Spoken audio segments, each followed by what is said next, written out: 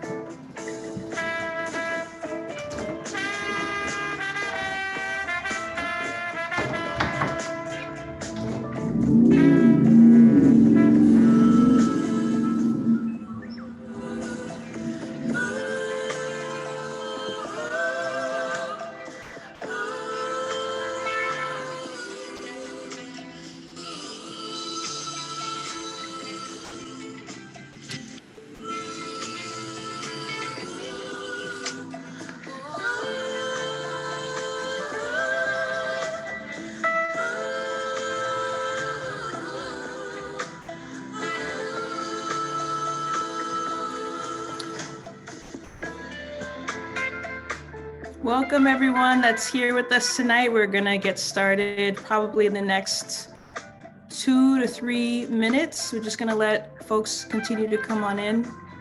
But thank you so much for being with us tonight.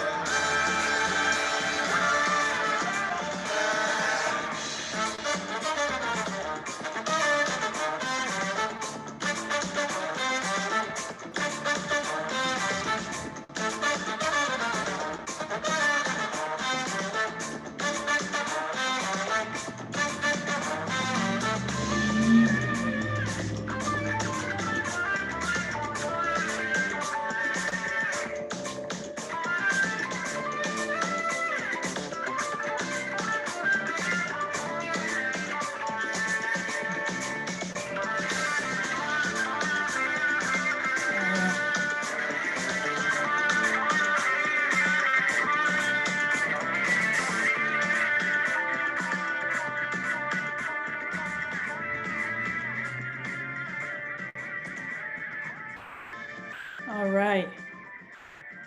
All right, team, should we get started? You give some thumbs up? We give it some thumbs up? What do y'all think? Yeah, okay, thanks, Mindy. All right, let's get started. We got some folks coming in still. The chat is on fire. Thank you to everyone who's responding. Really appreciate your participation so far. All right, let's get started. Good evening, everyone, and welcome. Thank you so much for joining us tonight. It is a Thursday, it's 6 p.m. Thank you for whatever you were doing and you wanted to spend time with us tonight. We're so grateful. My name is Ash Richards, and I am the Urban Agriculture Director at Philadelphia Parks and Recreation. And while we gather, we're going to go through some housekeeping items. First, everyone, please feel free to rename yourself, especially folks who are coming in on cell phones, with your name or your preferred name and your gender pronouns, similar to what I have for my icon. We do have closed caption possibilities tonight. All you have to do is click live transcript at the bottom of your window, and then subtitle settings for the closed caption option. So I'm going to pause for a moment to allow folks to do that before I continue. So also in the chat, please state your organization. Some of you are already doing this. And if you will, please answer the icebreaker that we have for you tonight if you have the capacity. So along with this crisp, cool fall air, the trees are getting, letting go of their leaves. The question tonight is, what are you letting go of this season? And for me, I'm letting go of the fear of unknowing, especially going through this pandemic with everyone, and embracing being more present. Next slide. Next slide. Oh, perfect. Back a slide. Thank you, slide changer, whoever's changed the slides. Now, I want to acknowledge that we're all witnessing something truly transformative happening tonight in our city right now, which is finally, we are collectively wrapping up the city's first urban agriculture plan. We embarked upon a journey with you all starting all the way back in December 2019, and we're so excited to share all of the ideas, all the feedback and insight that was provided by residents, by growers, by city agencies. So thank you to everyone who was able to come out tonight, everyone who has been along for the ride for the last 3 years. I can't believe I'm saying that out loud, but here we are, and it's amazing. I also want to thank our team, Interface and SoulGen, who will be presenting tonight. And a big thank you to all of our collaborators that we've had along the way. Thank you all so much for your support. And we're also going to ask folks to mute their mics if you can when you come on into the room, just so it helps get the meeting going forward. So we're going to get into the presentation and the agenda tonight, but before we do that, I first and foremost want to recognize the fact that we are talking about urban agriculture tonight, which is to talk about land. And I want to contextualize the conversation by honoring the Lenape tribal nations, who are the original stewards of what is currently known as Philadelphia. I want to honor their history, their presence, their resiliency, and also their resistance as an important foundation of our city's plan and our current agriculture movement today. I also want to acknowledge stolen lives and labor, and that our modern systems, acknowledging that our modern systems of growing food and owning property are not only built on the stolen land of Native people, but also the enslavement of African people and the genocide and erasure of Native, Indigenous, and Black communities and cultures. And that these violent acts continue to impact our communities today. And we must understand and name these realities and how they influence who has power over land and food in Philadelphia. Next slide. Now, this takes us to our agenda for tonight and the purpose of tonight's meeting. We'll have some reflections and reminder of the planning process thus far. Again, we started this process in December 2019, and it is November 2022. So we've done a lot over the course of 3 years. Then we're going to go into an overview of the plan's content, its structuring, and the recommendations. So please stay tuned for that if you can, because that's where a lot of the policies, the programs, and the projects are. Then we're going to get into how to download and share feedback on the draft plan, and then of course, final steps and wrap up. throughout the process. We're going to be polling everyone throughout the meeting, so please keep an eye out for that as well. It should probably pop up as a pop-up on your window where you can hit yes or no. We'll also be asking questions so that you can put answers in the chat, and those will all get documented. Next slide. So a big part of our collective wins are that through much deliberation, much deliberation, we're getting to finally publish this plan and start implementation. And so with that, I'm going to hand it off to Katrina, who's going to talk about our community wins. Thanks, Ash, and everyone over at PPR for participating with us in this journey. We wanted to name some of the mega wins that we felt as a community that we gained through this process. We get to tell the story of urban agriculture on the ground. As you'll see, if you haven't looked already through the book, there are many beautiful stories woven into the plan. We felt really good about that. We also had a shared opportunity for us as communities to educate the community, to educate the city, right? City agencies, all of what we think urban agriculture is and the needs that we have as the urban agriculture community. Also, your input helped us create for the first ever Office of Urban Agriculture in Philadelphia. So, and funded, we created a roadmap to have that funded and active. As you'll see, as you look through the plan, there are a range of city policies and projects that we identified, and we created pathways for multiple city agencies to continue to lend their support to food production and urban agriculture now and into the future. So we feel really good about those things. Just wanted to take a moment. We did good, y'all. Well, we started this project. First, let me say this is a project of the city. This is a city project. And we decided, along the way that this would be embedded with community values because we are a community partner in this project and because you all as a community said that we wanted that to happen, right? So our hope was to co-create a culturally competent and equity-based approach to ensure residents who are most impacted were engaged and represented through the process. We aimed for a process that was racially and economically equitable, effective, practical, accessible, responsive, and resourceful.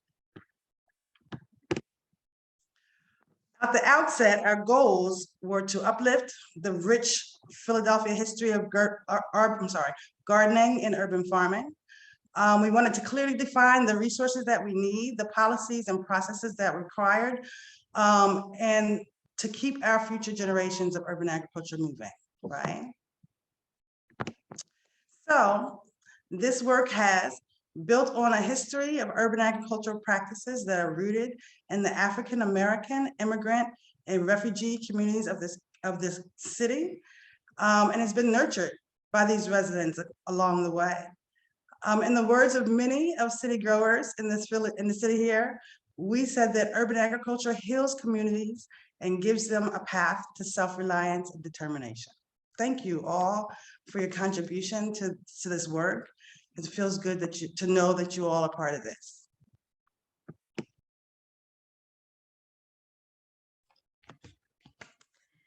All right. So I think as community partners, just to sort of summarize what the process has been like, as grassroots people and growers, we did the best we could to represent the expertise of community and the direct experiences that you all lended to the process, as well as the feedback you all gave us about your needs. And we had really passionate and radical intentions, but like Katrina said, I think at the end of the day, this is a city plan, which means that it was subject to city protocol and city process. So while we as community people understand that like humans experience impacts holistically, unfortunately, city agencies don't operate holistically. They are compartmentalized into these different agencies. So trying to find a balance between keeping intact like the holistic human experience and then also creating policies that are workable with these compartmentalized city agencies, that was really challenging. So admittedly, I think there are things that we weren't able to get into the plan. And that means that some things are going to have to come from outside of the plan. And that's something we understood from the beginning. Ash Grip, I know we're tagging each other on this one. Peace, y'all. So yes, echoing everything that Sonia said, and knowing what you all said throughout the engagement process, and knowing what's important to us as growers and land stewards, we were hurt about some of the recommendations that got struck or significantly altered during the city's review. So just as people deeply rooted and accountable to our communities, it's important for us to be honest and transparent about some of those losses. And we really tried hard, but we couldn't get a complete moratorium on all gardens going to sheriff's cell included as a recommendation. There's also no mention of hens in any of the recommendations of this plan. And when we set out to design this plan as community members working with Interface Studio, it was important for us to be direct and intentional with our word choice, because we recognize that often language is used as a tool against people advocating for racial and economic justice. So while we were able to work in some of the language that we intended as community folks and grassroots organizers, there are some recommendations in this plan that feel watered down to us. And there's a lot, they're just like Sonia said, there was a lot of negotiation that needed to happen between different agencies at the city, different departments about what is feasible and within the scope of what leadership feels they are willing and able to implement now. Thanks, Ashley. And I think that the upside is that because this plan has gone through so much rigorous dialogue between agencies, we know that this plan is in real time a document that shows like city political will and feasibility in the moment. So it'll be a valuable tool for accountability and saying, okay, like we know that these are things that can happen. And moving forward, community voice will be really important in the implementation process. Thanks.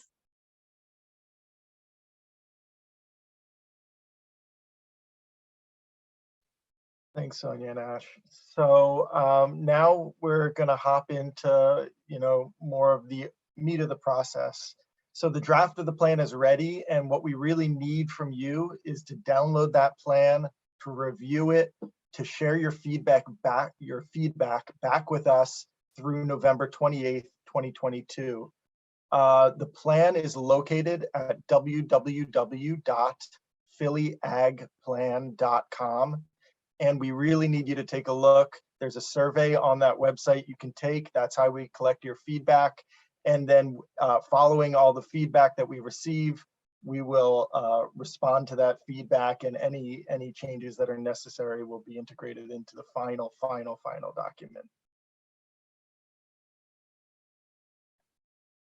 So a little bit of a refresher, since this has been a long process. This is what we set out to do from the beginning.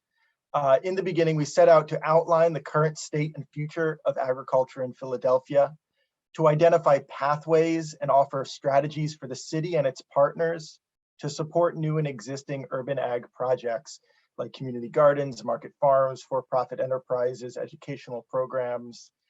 We sought to clarify the roles that the city government and nonprofits and other partners should play in supporting urban ag, and to establish a plan for urban ag over the long term so that it contributes to the equitable development of our city.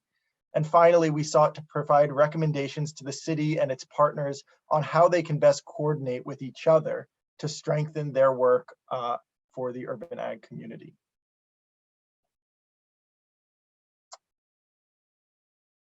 Engagement, public meetings, reaching out and talking with all you was a huge part of this plan. Our first task, we crowdsourced to get a collective definition of what urban ag is. And in the community's words, urban ag is about much more than produce. It's gardening. Gardening is linked to self-determination, resistance, and healing, growing space for cultural connections to occur and thrive. And losing a gardening and farm to development can be a really traumatic experience. Thanks for that, Oh, Chris. I'm I'll sorry, take it. Trina. That's okay. I was totally chatting. And I wasn't paying attention. So I'll take over. Thank you so much. Sure. So we're on slide 13, right? So you all named in your words what urban agriculture was, and we were really excited to have this shared definition of what community is. And we also talked about how it gives agency to individuals over their lives, their health and well-being, how it's rooted in our past and lived experiences. And also we mapped out where the gardens are across the city through the plan. And we made sure that we made mention that these gardens sit in communities that are very important to the communities where they sit because of the need, because of the greater community need that they fulfill, right? So as we continued on through the book, as you'll see, there's lots of definition, and you guys told us that it's beekeeping and it's foraging and it's aquaponics and it's seed keeping. It's not just growing food, right? It's flowers and composting, right? So there's so many different aspects to what urban agriculture was for us as a community and is for us as a community. But we went even further and we said, this is what urban agriculture looks like, right? So just so everyone knows, there's no confusion about what it looks like. We mapped out what it looks like across the city, and we had what you currently think of, right? Individual gardens and school gardens and institutional gardens, but we also named and defined spaces like social gardens and food forests, right? Just places that are agricultural spaces, people grow food on them without naming in specific things, in specific ways. So I think that we had a really rich understanding and we've given a really rich picture of what urban agriculture looks like, what you all said urban agriculture is, but then also what are the benefits that come out of urban agriculture? Because we couldn't just define it. In defining it, we recognize the benefits of those things, right? And so large picture definitions came out of climate, health and wellness, equity and economy, and they all broke down into smaller sort of definitions of what that was for us as a community. So I'm going to very briefly go over where we've been in the engagement. The engagement for this plan had multiple levels, from our core project team through to a steering committee of equally made up of representation from the city, partner organizations, and community members, and then all the way up to you, the voices and vision and values of the people who have the most at stake, the community of growers and gardeners in our city. So your input has helped shape the strategies in the plan from the first public meeting today. And going forward, we really need you to stay engaged to help hold the city accountable after this planning process. So everything in this plan is something a city agency has committed to that they say is feasible. So yeah, accountability going forward is really key. At our first public meeting, we asked you very simply what's working, what's not working, what do you want out of this plan? In our second meeting, we pivoted online as COVID hit, and we had a chance to share a lot of research and test ideas with you and get a sense of your priorities for what this plan should focus on. We had a chance for deeper conversations with focus groups and coordination with FPAC and the Philly Tree Plan. And finally, we worked together with the city directly throughout this whole process, with interviews, with their oversight over the process and the editing that the agencies contributed in terms of what they felt they could actually implement and what they felt they could not implement at this time. So there was a really great opportunity through this collaboration with the city to educate city departments on what urban ag is and to figure out where those opportunities are for collaboration, coordination.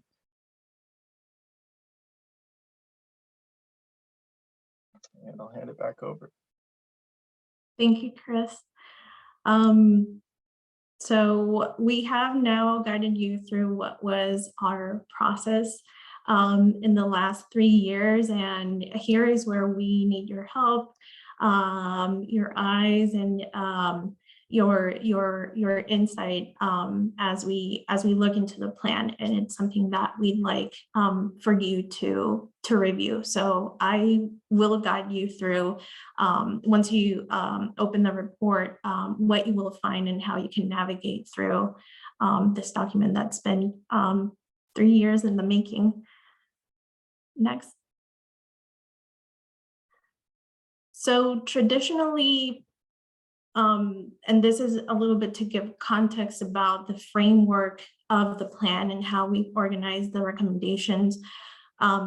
Traditionally, a food system is structured as a series of mechanisms to produce food, distribute, consume, and then dispose of.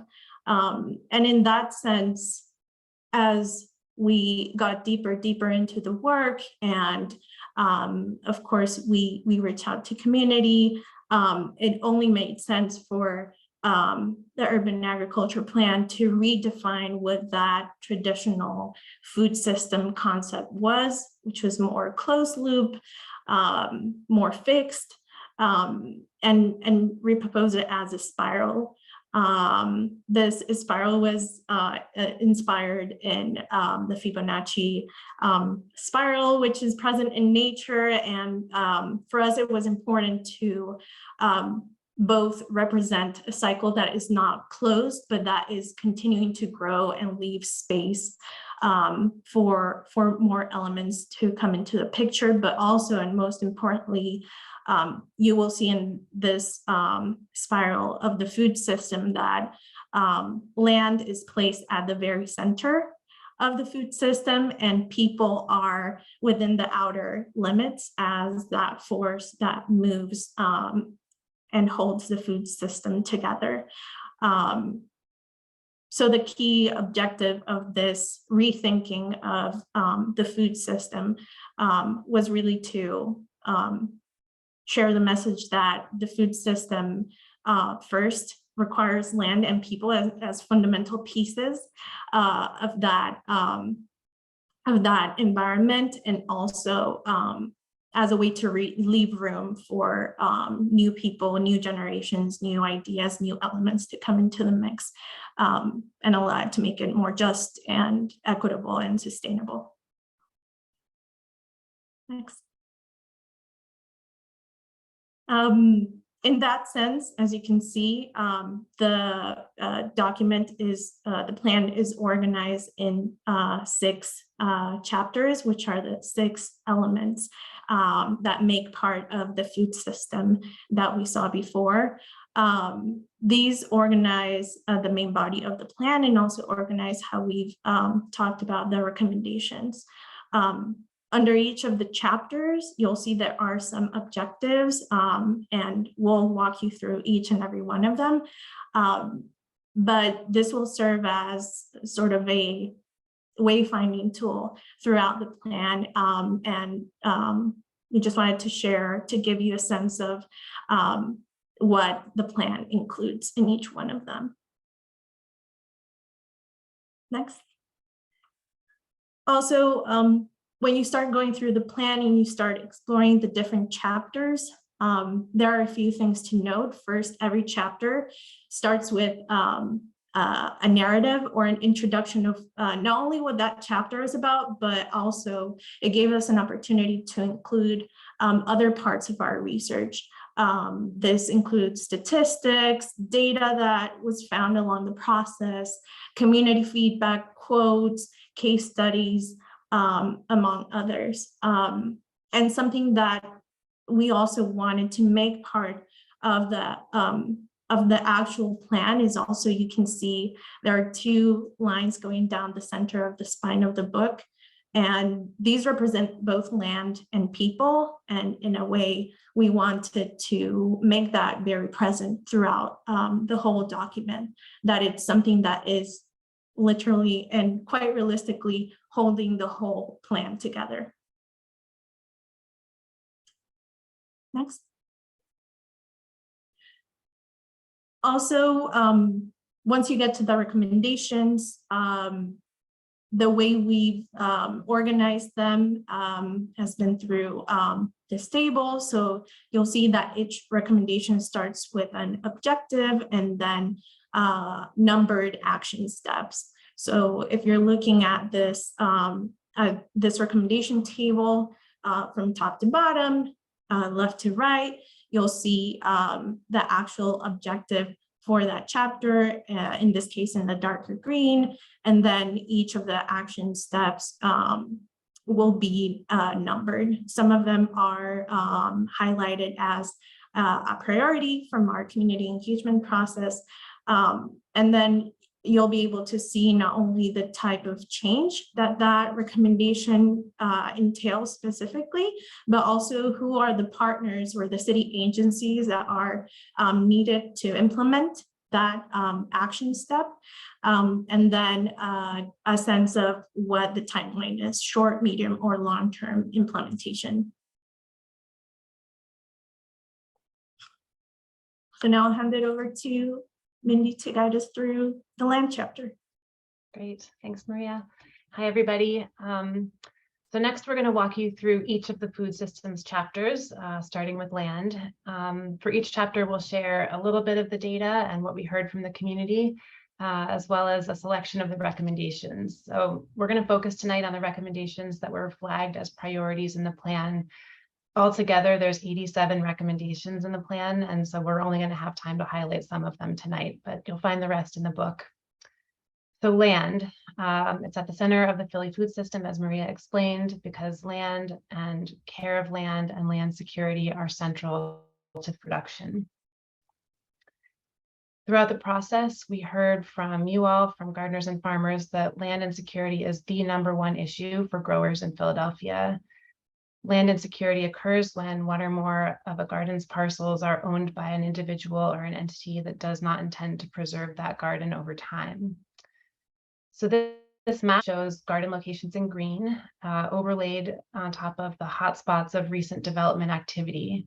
And what we see from this map is that 1 in 3 gardens, so a third, are in places of the highest intensity of new development and in places where we know that some gardens have already been lost.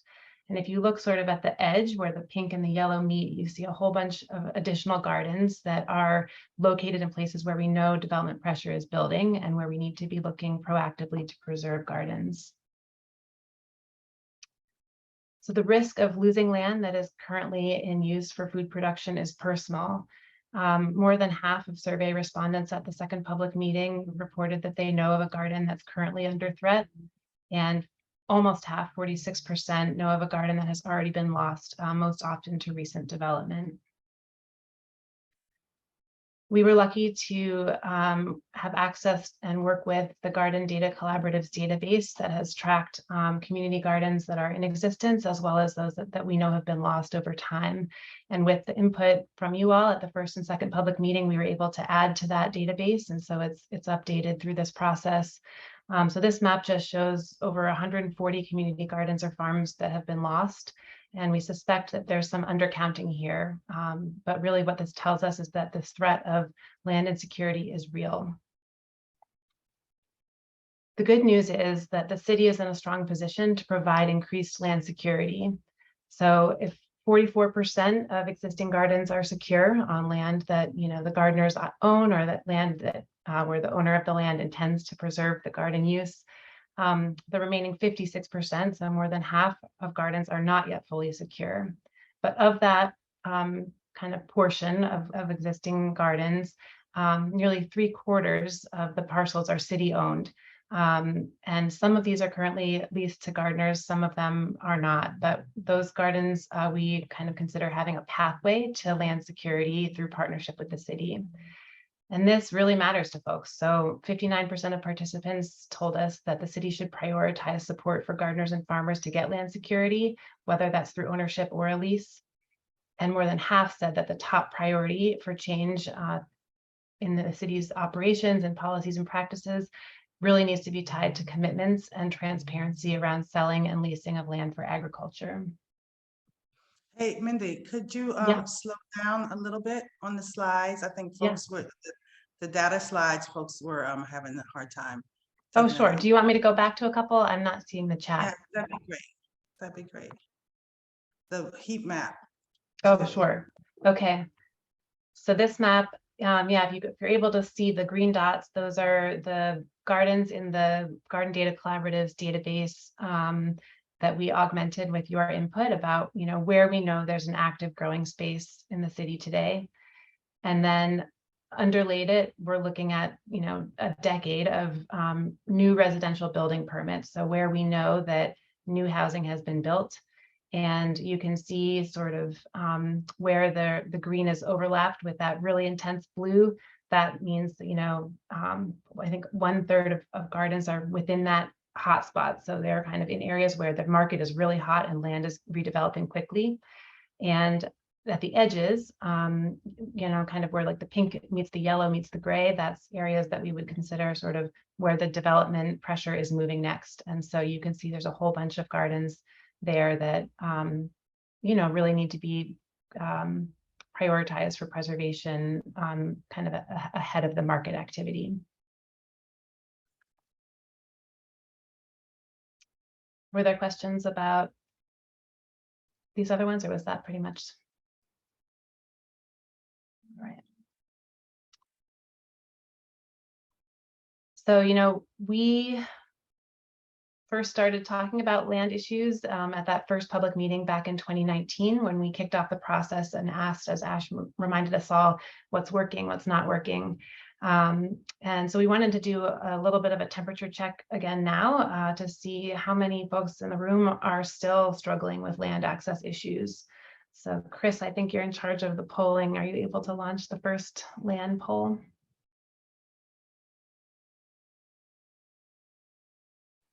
Should be on your screen now.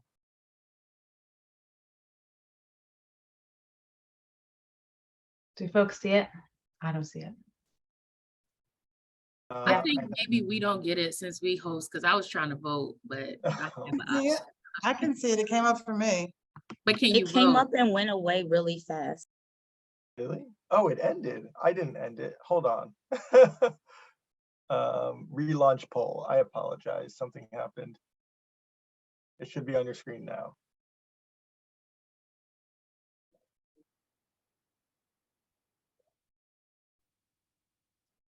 So I can't see it. So if you're able to sort of talk us through the results, Chris, when you feel like we've got collective.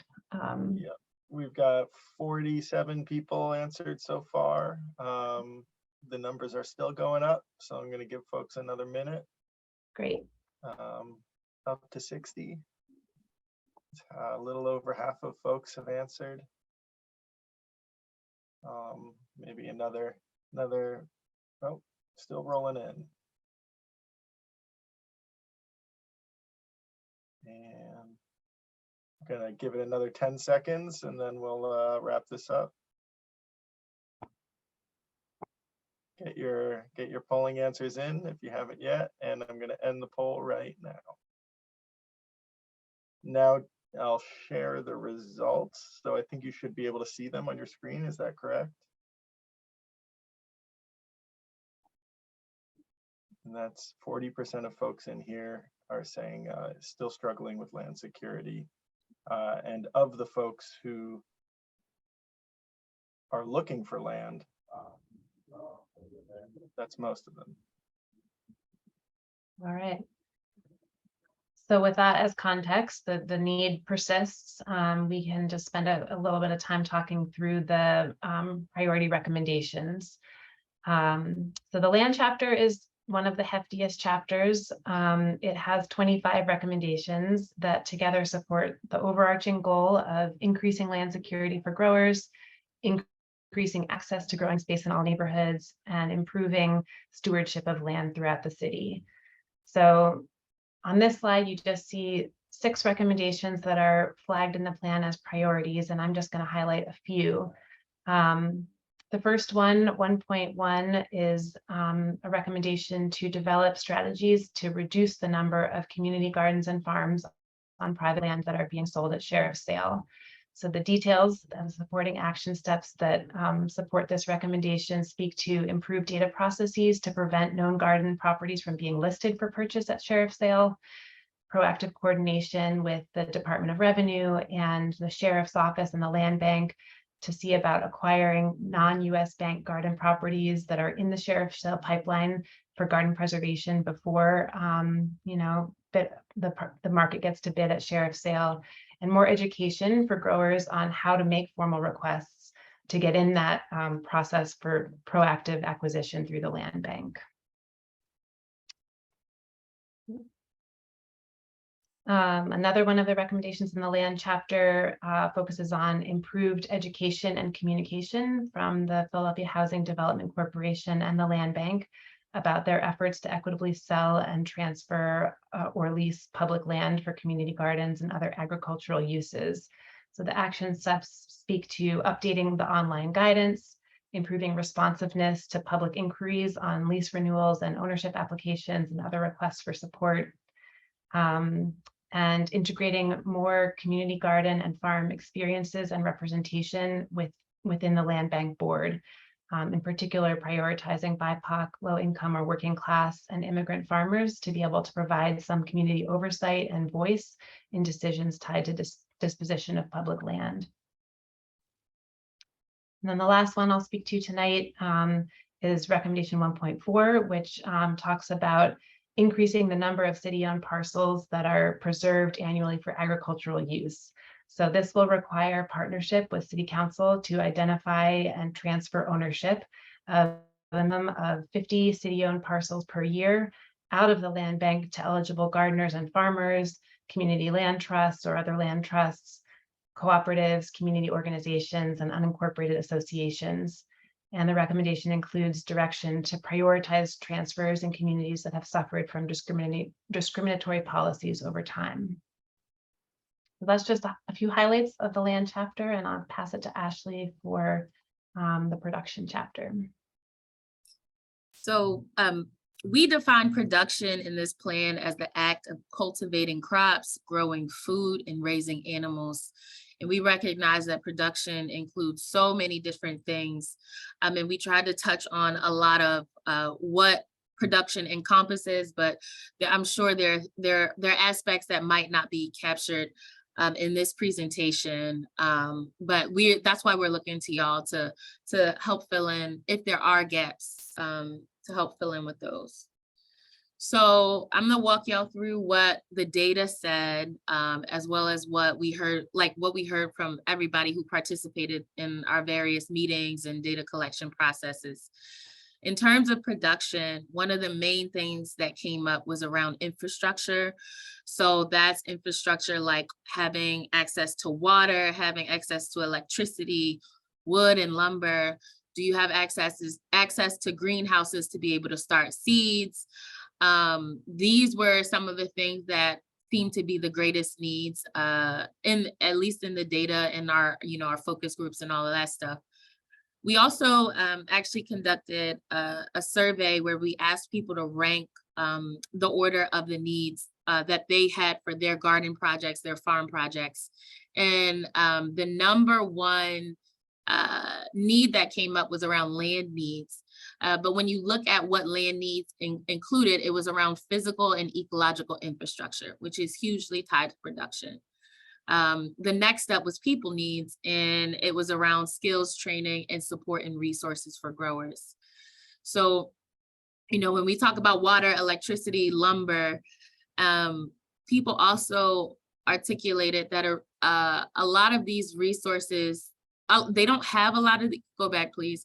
They don't have a lot of these resources, or their needs are unmet because sometimes the city processes are unclear about how to access those resources. People also talked about being hesitant to invest in the physical infrastructure of the space because you don't have land security. So, it kind of is like, the catch-22, I don't know them sayings, how they go, but if my land is not secure, is it really strategic, or is it a good idea for me to even invest in building up the infrastructure if I know this garden could be taken from me at any point? So that it seems like through the data, land and production and people were all kind of doing this dance, and you see that they're really inextricably linked. You can't separate them out. You can't really really invest in production the way you want to if you don't have land security. Now we can go to the next slide. Thank you. So the data also highlighted system needs as being a top priority. So around, this is also tied to the electricity and the water, but around having access to public water for growing food, having access to electricity.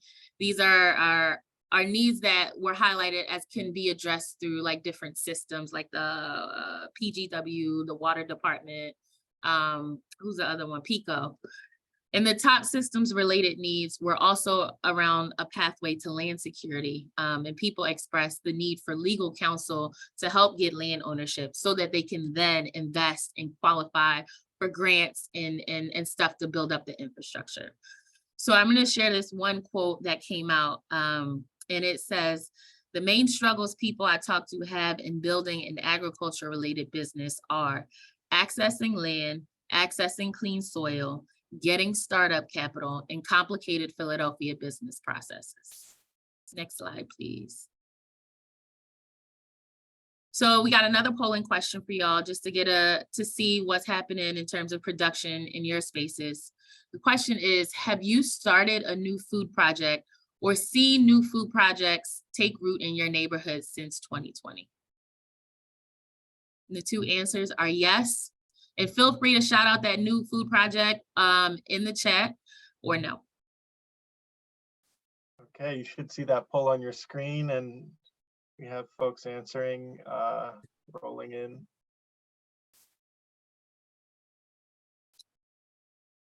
We got about, so far, 61% of people have seen a new food project. If you want to like highlight that project, feel free to.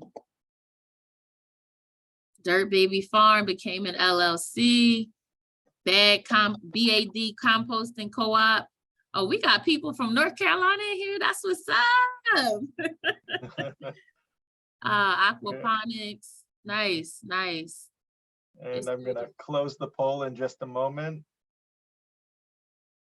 and share the results. So most folks in here are saying yes. Awesome.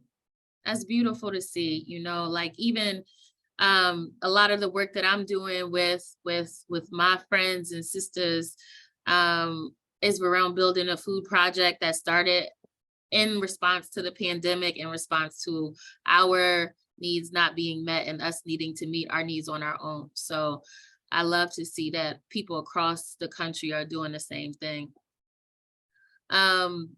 So now we're gonna talk a little bit about some of the priority recommendations in the production chapter. So the goal of these recommendations are to build long-term support for urban agriculture initiatives into the city's infrastructure, policies, and programs. And the production recommendations are broken down into 3 sections. There are to ground programs and practices in agroecology, to make physical improvements at growing spaces more feasible. So that's a lot of what we talked about earlier, and to support safe and appropriate animal keeping. So I'm just gonna highlight 4 recommendations for y'all. The first, 2.7 says, advocate to update the city code and land bank disposition policies to allow urban agriculture accessory structures by right.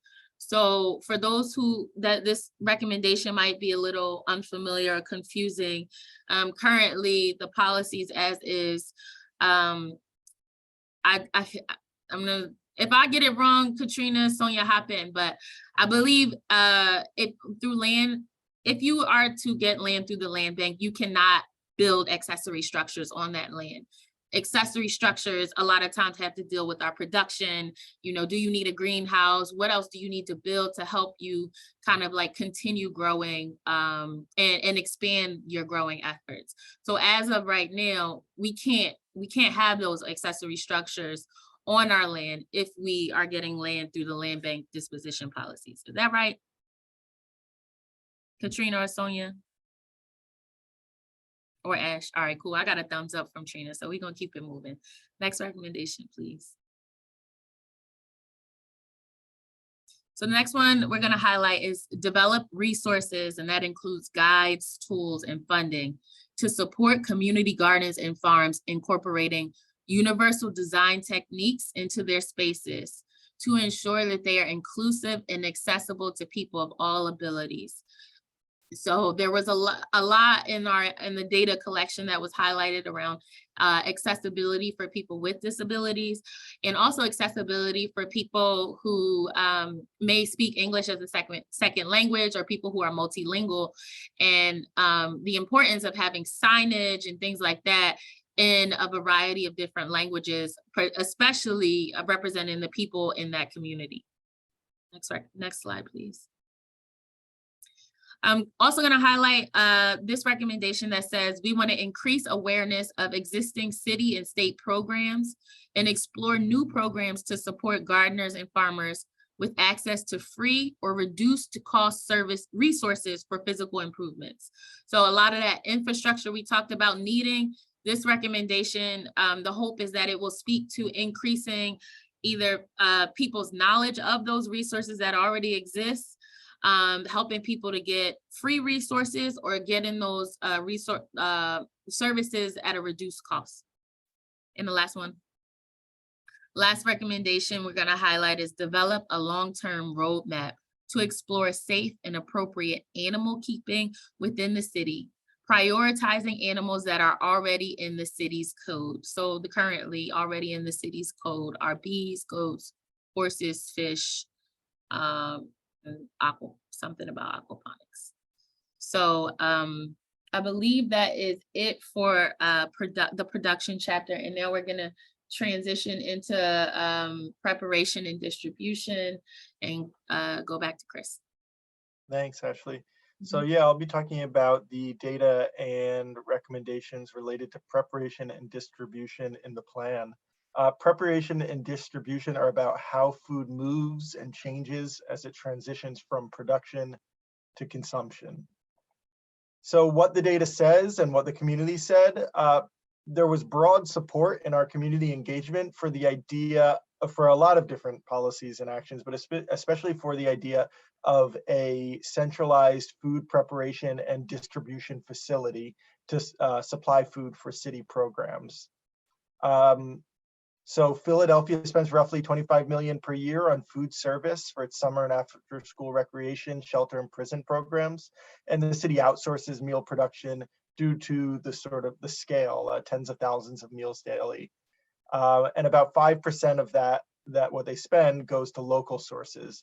So a new city-run food processing and meal prep facility could provide training for people with a GED or high school diploma and create living wage jobs in agriculture, food service, and education, and help source food locally, as well as improve food quality and labor practices and keep tax dollars local. We also saw that people recognize the importance of partnerships in achieving these sorts of goals. So 4 in 10 participants preferred to establish community kitchens run by both the city and community organizations. And then another third of folks preferred full community leadership. The quote here from a participant, Philadelphia needs more community kitchen spaces where people can gather and prepare locally grown food. So another thing we heard is that local farmers need to be better represented at local farmers markets. And in order to accomplish this, folks told us that it would require lower costs for vendors, less red tape, more how-to education around starting a market. And another quote from a public meeting participant here, we need better connections between local farmers and farmers markets in our city. So there are just 4 priority recommendations in the preparation and distribution section. There are recommendations related to food processing facilities, the food transportation system, and supporting opportunities to sell fresh produce.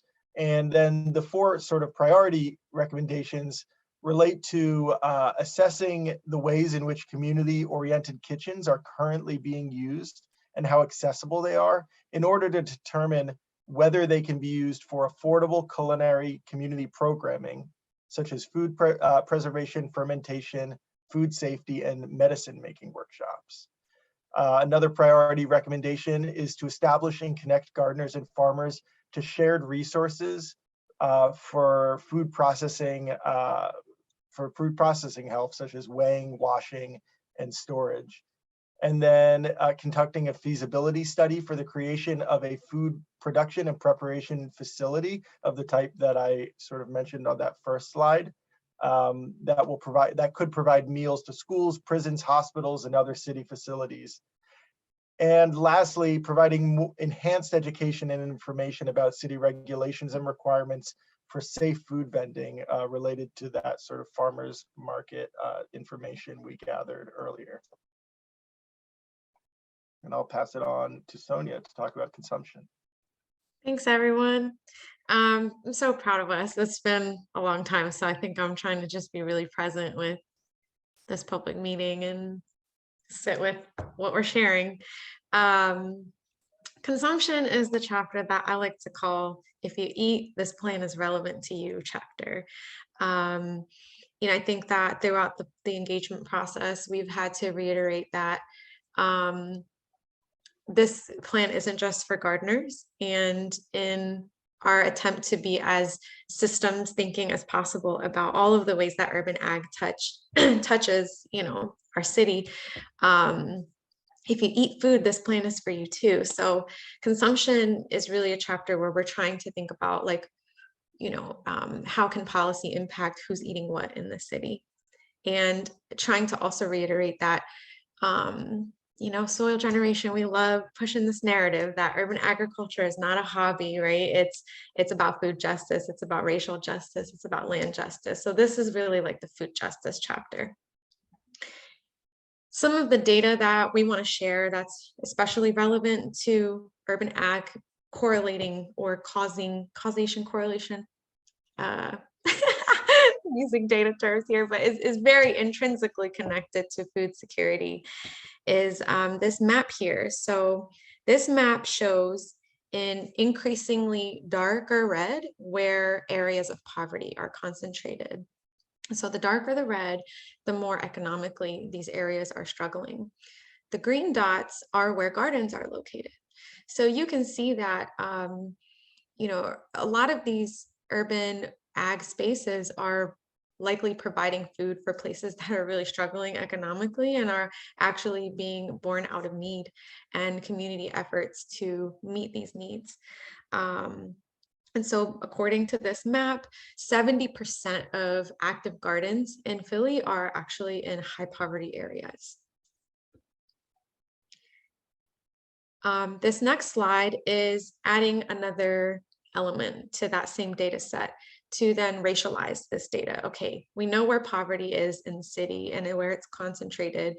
How would that look if we were to see it through the lens of Black and Brown communities? And so 67% of active gardens or farms are in high poverty areas where it's mostly people of color, BIPOC populations, and it's more than 50% of those populations.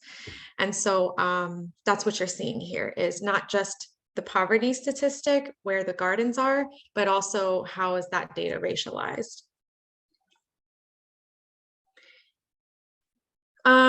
This map is trying to show you where gardens are located relative to food access data. So the darker the color, the harder it is for folks to access produce.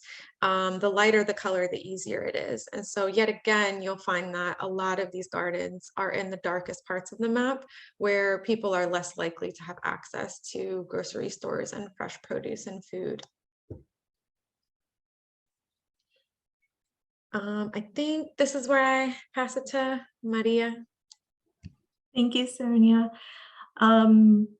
So evidently, as Sonia was mentioning, there is a very intrinsic relationship between consumption and having food access. It's the act of eating the food, but also having physical and economic access to food. So we highlighted some of the comments that really spoke to that and that really highlighted those concerns and priorities. For one, a lot of people mentioned animal keeping, and this point received overwhelming amount of support, especially animal keeping in terms of hens and bees, but also goats. About 90% of survey participants supported bees and hens, and 75% supported goats.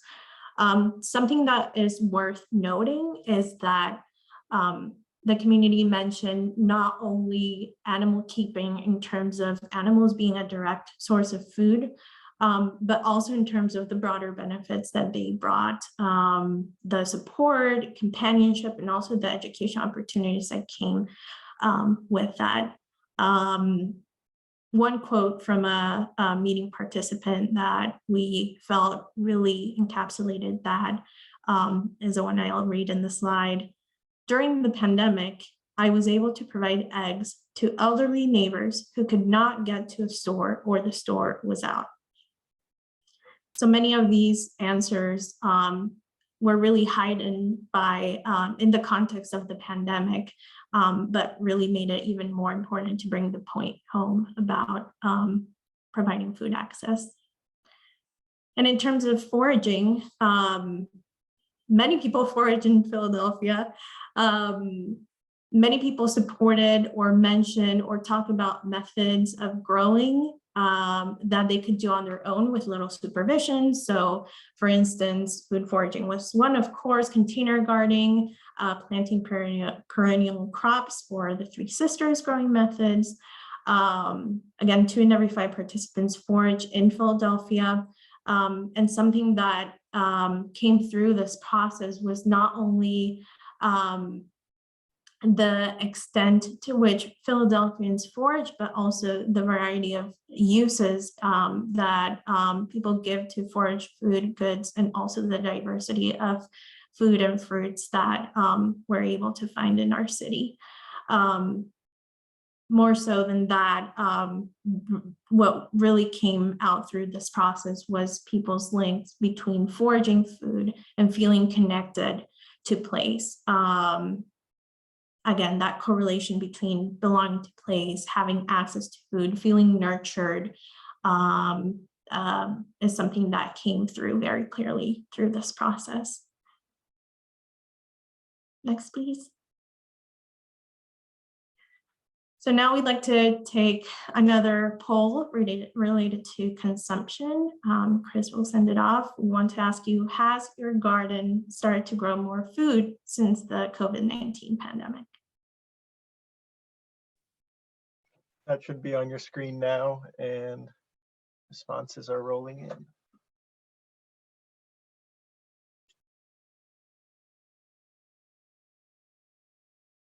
Give it another few seconds.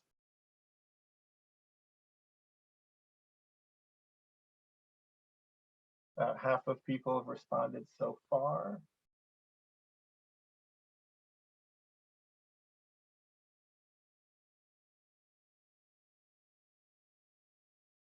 I'll give it 10 more seconds and then I'm going to close the poll.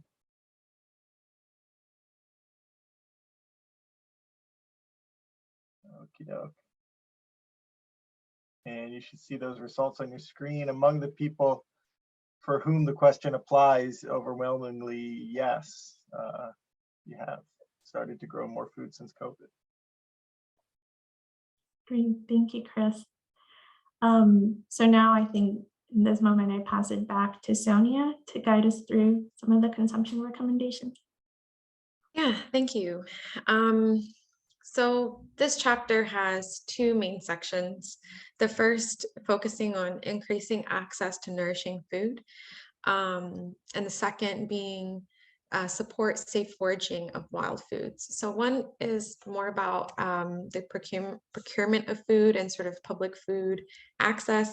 And then the second being more about what Maria was talking about with place-based foraging and sort of connecting with the land as a means of collecting food. Among some of the recommendations are the ones you see on the slide.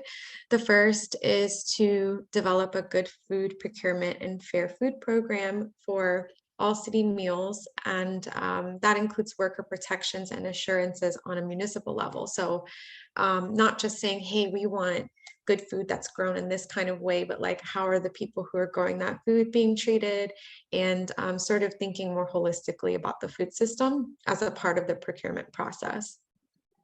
Strengthening policies that guide the composition of publicly funded meals beyond federal nutrition guidelines. Nutrition guidelines are great, and they're not always in our language, and they don't always serve us and protect us in the ways that we need. And so what does it look like to get specific? What does it look like to change that language so that we can actually allocate more resources towards getting people the kind of food that's good for them, or that's maybe more culturally relevant for them too? Work with the Philadelphia School District Division of Food Services to expand meal offerings to accommodate more diet and allergy related restrictions and consider cultural relevance.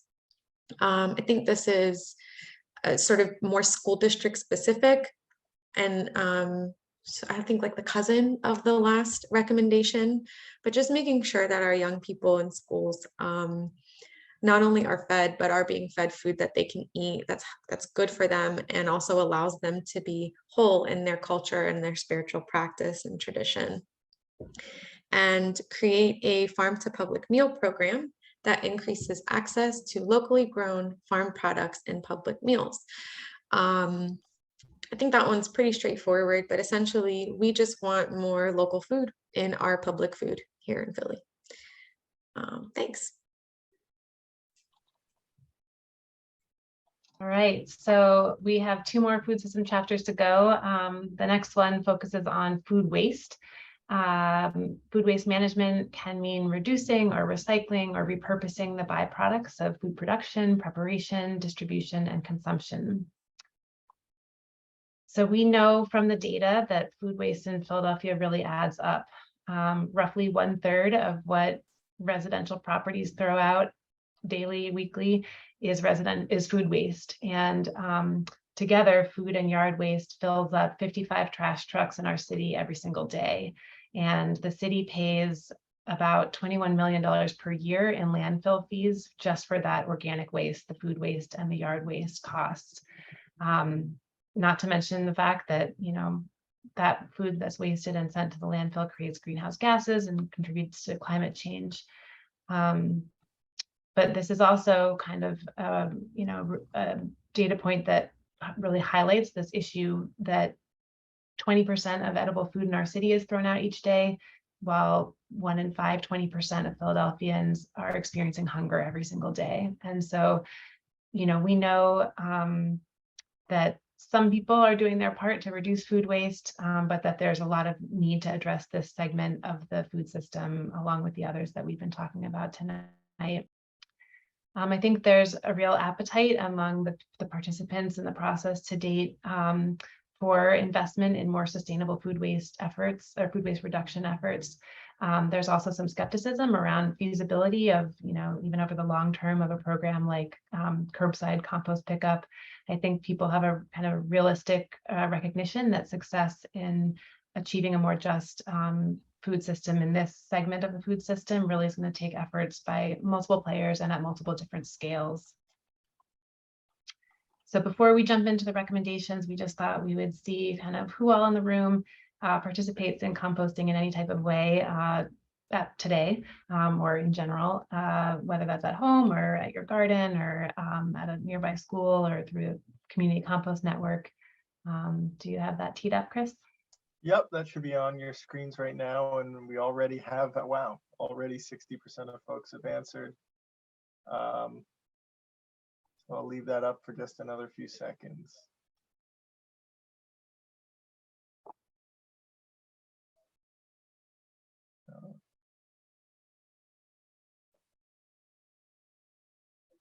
And just a few more seconds, and we have 78% of folks saying yes. Wow, good job, everybody. All right, so the food waste reduction and recovery chapter has 12 recommendations that focus on reducing food waste from multiple sources and diverting it from the municipal waste stream. And this is all working toward the goal of upholding the city's existing zero waste commitments. So the recommendations kind of target different scales, as I mentioned, from city operations to increased participation by businesses and institutions and residents, as well as increased food rescue and donation opportunities. Just to highlight a few for you, there is a recommendation about expanding operations at Parks and Rec's Fairmount Park Organic Recycling Center. So this means finding additional resources for more staff and for capital improvements in equipment and the facilities there so that they can offer a greater range of services and projects and programs. So there's ideas about a leaf bank to store leaves for people who need brown materials for composting efforts. There's a recommendation about developing a potting soil mix for residents to access, and one for making lumber from trees that are downed in Fairmount Park throughout the system more available to growers for raised beds and mulch, etc. There is a recommendation about expanding opportunities for community scale composting. So part of that could be through designating additional sites through Parks and Rec's Community Compost Network, as well as by exploring the feasibility of developing a residential food scrap drop-off program at farmers markets throughout the city. There's recommendations and ideas around investing in business and job creation tied to the sustainable waste management sector, as well as incentivizing major institutions and businesses to comply with food waste diversion policies and to adopt more complete organic waste recycling through clarified guidance, education, increased enforcement, as well as potential new legislation. I think that's you, Ashley, for the last food system chapter. Listen, y'all, we almost done. It's been about an hour now, and we appreciate y'all for trekking with us. And after people, we're gonna close with implementation.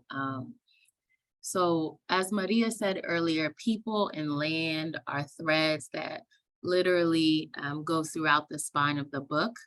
Land, we said, is at the center. Land touches all aspects of the food system, and people hold land and people hold the food system. But I also think that sometimes the land holds us too. So they, in my mind, they're interchangeable, whether it's in the center or on the outside. But people and labor really are the power that runs each part of our food system, as we've outlined it in this book. Next slide. So as we talk about people, we kind of focus on economic opportunities. We focus on agricultural education. We talk about employment and wages, and that's really what we heard a lot of in the data process as well, and the engagement process, is that many people who are interested in or engaged in agriculture or food related work are looking for economic autonomy and career opportunities. So people said they would like to see support from the city and different agencies and nonprofits and people with, like, the institutions with capital. The data said that they want to see those capital holding institutions and cities support the work that communities are already doing, and invest in the communities to lead the work that we know will heal us and heal our families and our friends, instead of creating new avenues or trying to hold all of that work. just invest in the people who are already doing it and have already shown that they know what they're doing and that their community also trusts them. So when we asked the question in the survey about what barriers have you faced looking for a job in farming or trying to build a career in agriculture, the number one barrier was around low wages and salary. We know that farms across the world, you know, agriculture is not the highest paid industry necessarily. And in Philly, that's also true. Apparently, low wages are what prevent people from either continuing to work in agriculture or even getting into the field in general. And then we asked a question around people-related needs. And the top priorities were around the living wage and benefits for farm and food workers, access to apprenticeships, construction labor expertise, and also increasing diversity and anti-racism training at existing agricultural organizations.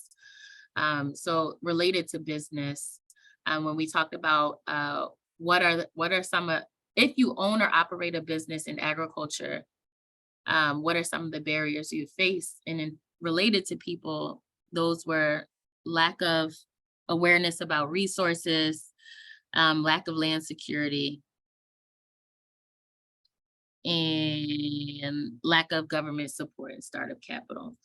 So all of this kind of highlights that we need to put more money behind agriculture and agricultural businesses.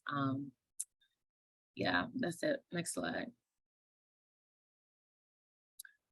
So the related question that we have for you is, does your food or farm job meet your needs for living? And that includes wages, benefits, time off, etc.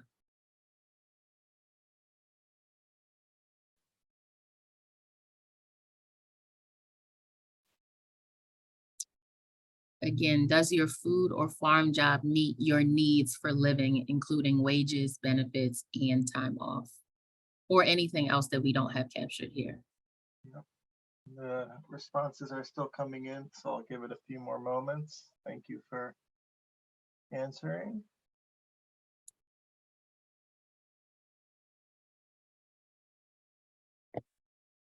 And I'm gonna close the poll now in just 2 more seconds. Okay.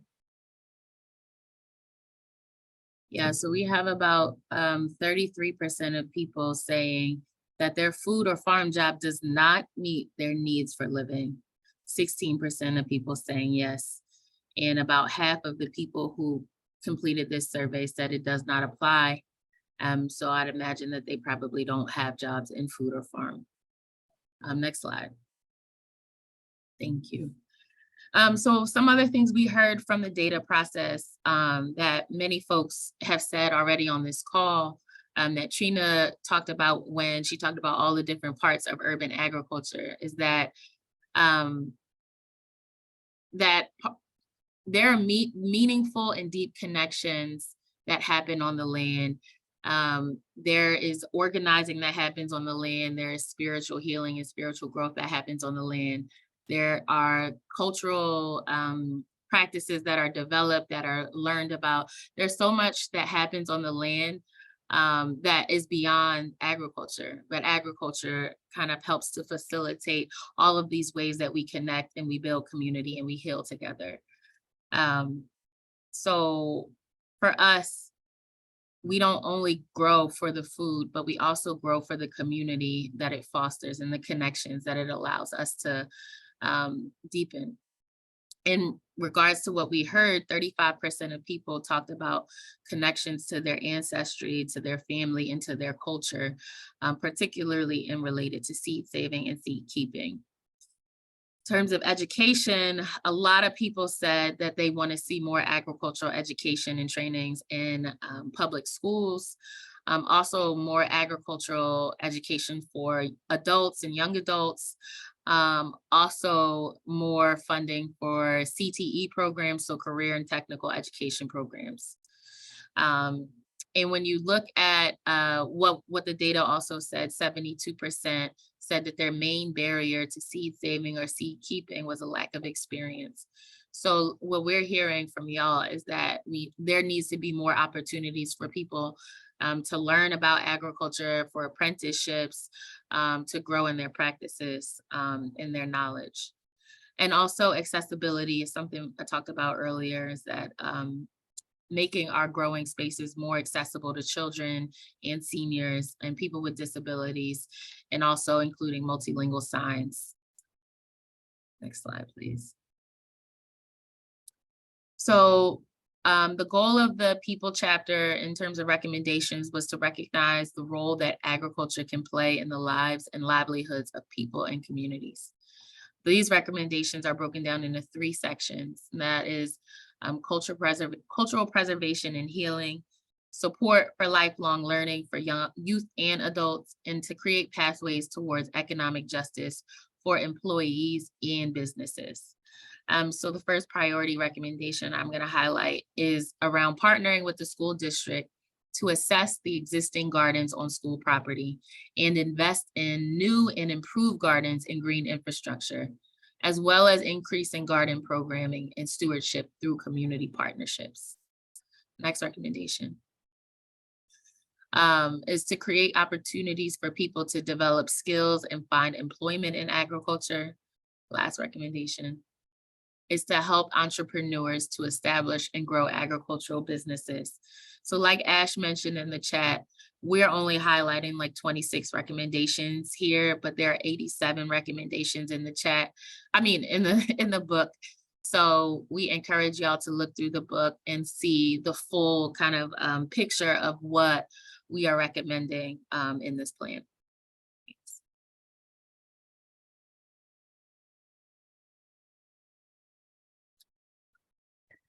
Thanks, Ashley. I'm going to take it away from here. So we're done with our food chapters, and this is the last bit of our public meeting. So the 93 of you who are still here, just hold on.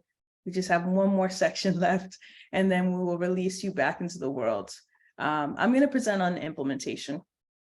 So implementation is supposed to represent how important it is to be involved in a process like this and to see or understand how your words, your struggles, your stories informed and shaped this plan. And quite honestly, I think this plan is truly reflective of a true partnership and collaboration in trying to get us there.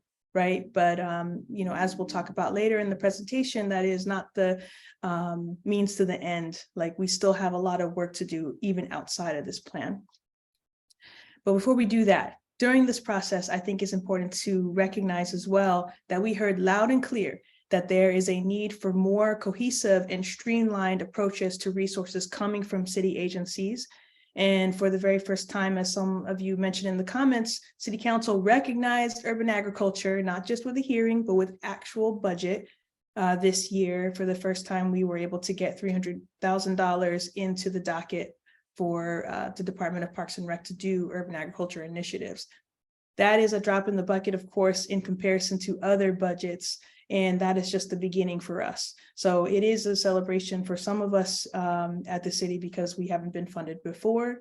And certainly that is something that we hope to hype up into the future.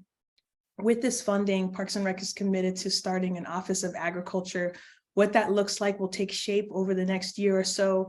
And its purpose is to navigate the needs and resources and education opportunities for growers across the city. And we hope to work closely with nonprofit partners and grassroots organizations to do so.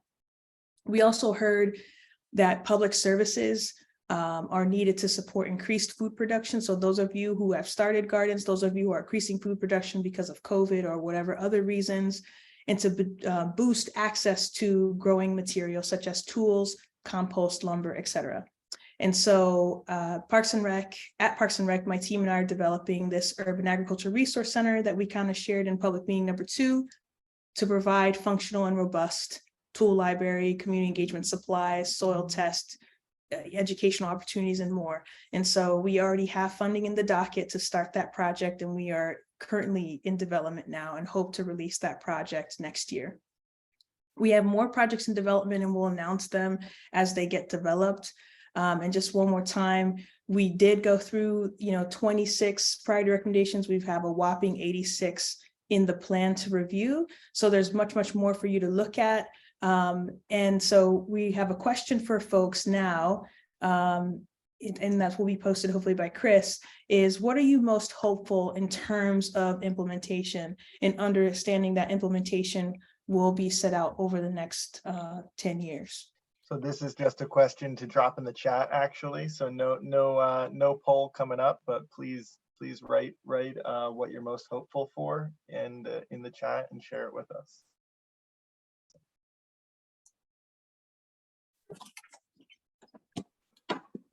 Hello. So what are you most hopeful? Thank you. What are you most hopeful for? Someone said they would love to see a Philadelphia Farm and Garden Coalition. Some folks are upping the Agriculture Resource Center, growing our shared power, school programming involving schools. Excellent. This is great. Yeah, keep it coming, because this is essentially like the poll that Chris was putting out. So please feel free to put in your ideas there. Okay, great. So next slide, thank you. So in reference to implementation, we also understand that there has to be collaboration in order to build a more just or justice-oriented food system. And we understand that partnerships and investment in community leadership is necessary, and that city funds should also be utilized to support urban ag projects through existing community organizations. I know we said that before. And those organizations that demonstrate the ability to effectively and culturally appropriately do food justice work and counter food apartheid and food apartheid cultures.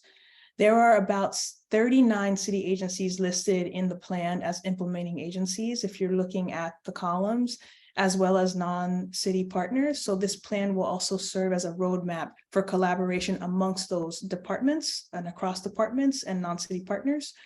And that includes organizations and growers across the city as well, who will also serve as an accountability tool and metric to measure our progress moving forward. Next slide. So knowing that this is a 10-year plan, a plan that is, about 200 pages, it's a wafty, hefty plan, and which is exciting. We hope to implement over the next 10 years. This is a journey that we're embarking upon. So we also understand that there are commitments, on the city side. It can't only be Parks and Recreation who is committed to this. We need other city governments to also commit to this, or excuse me, other city agencies to commit to this, the mayor to commit to this, the city council to commit to this, and et cetera. And those commitments are include, but not are limited to, engaging Philadelphia's urban agriculture community by maintaining consistent dialogue and seeking feedback about the plan's progress. So beyond this public meeting, this is the last public meeting for the plan, but there will be more meetings post-plan that we will, gatherings, if you will, that we will continue to have feedback sessions and gather your insight, and also to have you inform the projects that are coming out. Next is to committing to an evaluating process. How are we doing? Temperature checks, accountability checks, both in plan implementation and also in the outcomes of the policies that come out of this plan and the programs that stem from this plan. Determining a framework to measure the success and shortfalls. What are the things that we can do on the inside? What are the things that need to be done on the outside? So some of those things we've already discussed in our presentation, but I just want to make sure that we underline that here, and that this data can be translated into something that is publicly accessible, easily digestible annual reports that are translated in multiple languages, and that they would showcase where the investments are being made, and where I mean literally geographically, is the distribution of these resources ethical? For example, what are the impacts? How much are we investing in, our youth, et cetera, in our older adults? And what are the outcomes in each of the segments from the Philadelphia food system, right? And so it's going to be on Parks and Recreation and our team to do the implementation alongside of our partners, but we can't do this work alone, right? So collaborating across city agencies to effectively implement this change can only be possible by breaking traditional institutional silos, which some folks mentioned that earlier, and we are absolutely committed to doing that. So with that, that's essentially the charge from the city standpoint. And we're going to hear from Sonia about accountability and what is the charge on the public standpoint, what comes from the outside. Thanks, Ash. Yeah, y'all, we're almost there. And I think we really just want you all to walk away from tonight understanding what comes after this. We've talked about it a lot tonight, but just one more time, I'm going to say that, like, consistently we heard from you all that trust is real thin with city agencies because of a lack of transparency and follow through. And so, you know, this plan is a really huge accomplishment. And like you've been hearing, implementation and the plan are two different things. The plan is saying, hey, these are really great ideas that people have signed off on doing, but making sure it happens is the work from here on. So please remember that. And, you know, I think, like, as community partners through this process, we have had to understand that we have to support Parks and Rec to then advocate on our behalf too to other city agencies to get their buy-in, because this plan really has challenged the way that these city agencies are siloed, because we can't experience siloed impacts anymore, right? And so understand that your voice is still really crucial for making the rest of these things a reality. And also remember that this plan has gone through the filter of negotiation with all of these city agencies. So it is a powerful tool for accountability to say, hey, you all said this was feasible. You said you expressed political will to get this done. So what's stopping you, right? I think the next thing is to just spend time with the plan, get to know it, understand that there's a lot in here, and we did the best we could, but you might have to go through many chapters to find recommendations and data and narrative that really speaks to how you can benefit from the plan.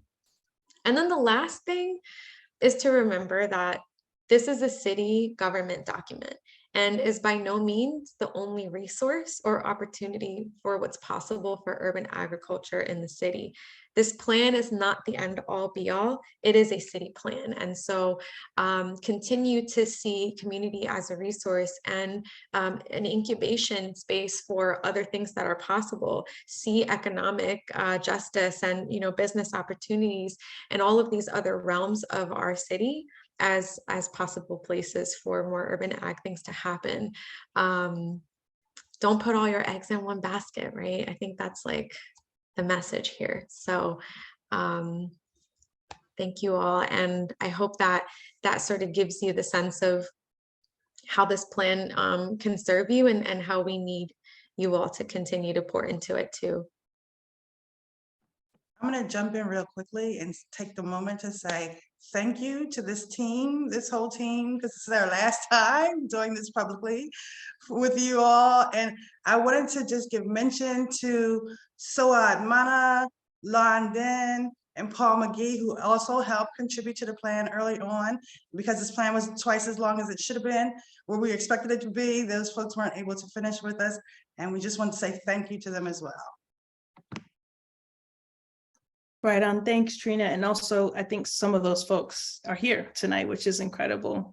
So it's good to see you, Soad. Yeah, it's good to see you.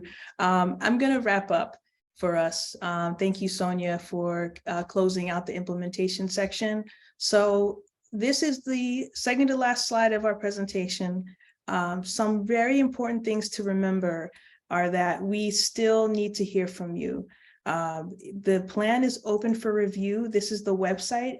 If you go to phillyagplan.com, you will find the website. You'll find the link to the Google form where you can fill out the Google form. The public review period is from today to the 28th. So you have about 3 weeks to get in your comments before we go to final publishing. I think that for the most part, we've done so much as a team to vet these recommendations with city agencies and so forth. And so if there are any gaps in or anything that's misrepresented, we need to hear from you.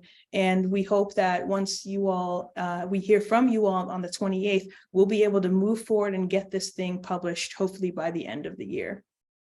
With that being said, when you do give feedback, we actually really need you to be specific about page numbers, specific about language. General feedback is absolutely okay, but if you actually need us to fully address something, make sure you leave your email so we can follow up with you, but also specifically addressing the issue that you see, or even just bigging up something in the plan that you're excited to see.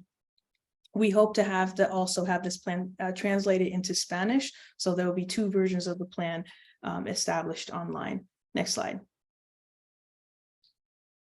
So with that, that is the end of our presentation. Please email any additional questions that you have directly to me.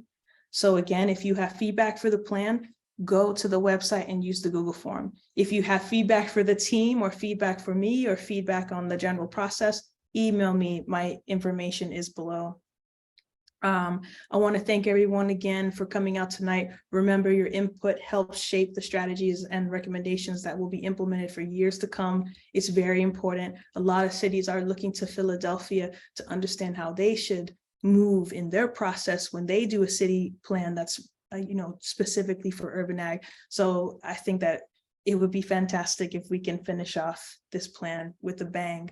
So with that, if there's anyone else that wants to say something from the team, I welcome that. This is the last time that we'll meet for the public planning process. But again, we're committed to having more meetings in the future post-plan, and hopefully they will be very celebratory.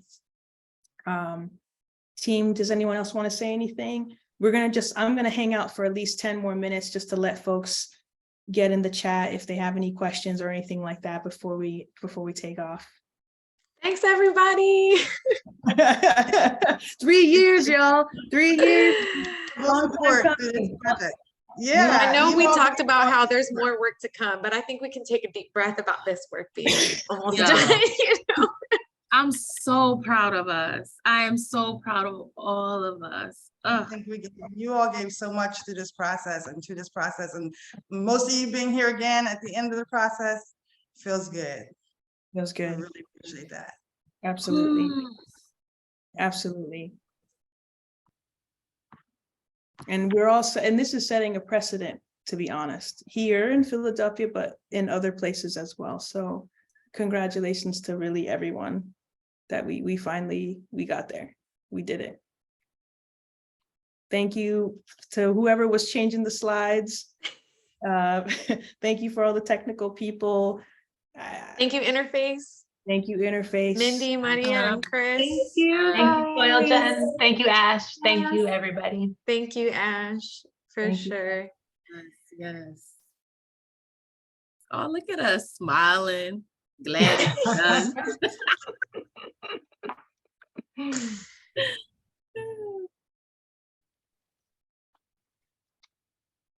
All right, peace. All right, Katrina. Peace, everybody. This is such amazing work. Oh, what's up, Erica? Yes. Thank you for being here. Erica. Thank you for this presentation. This is amazing. It's so amazing. Mhm.